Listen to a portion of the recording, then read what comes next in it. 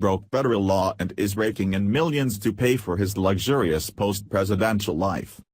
Obama has had an extremely difficult time relinquishing the power he was held as president of the United States, as he's spent every waking moment in recent months obsessing on ways to take out President Trump with his shadow movement.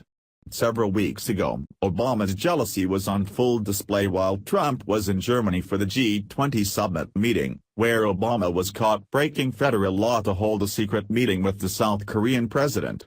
Now a disturbing find has been discovered inside of Obama's presidential library, proving once again how desperate this man is to get his power back, after making a sudden re-emergence into politics.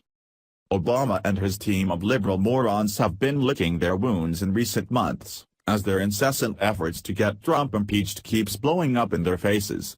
After the Russian-Trump collusion conspiracy theory has failed to gain any momentum, Obama emerged from hiding last week with his sudden announcement to get back into politics, where he's now leading fundraisers throughout Washington, D.C. in a desperate attempt to woo donors to invest in Democratic political races. But with little interest coming in from donors to prop up the hemorrhaging Democratic Party, and with no real prospects to run against Trump in the 2020 race, a frantic Obama is pulling out all the stops.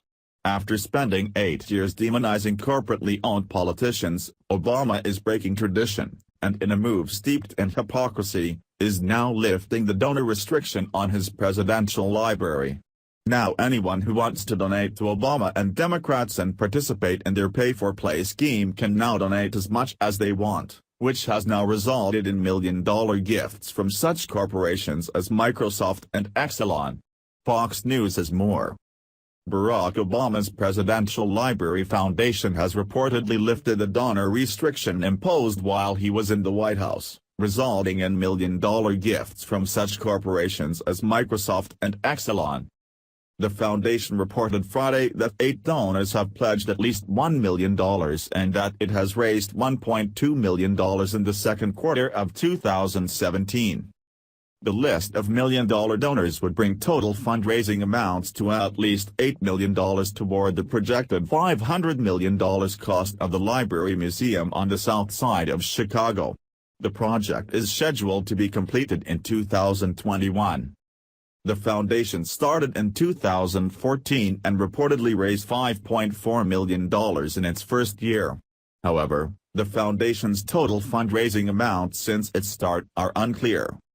The foundation on Saturday did not immediately return requests for that amount.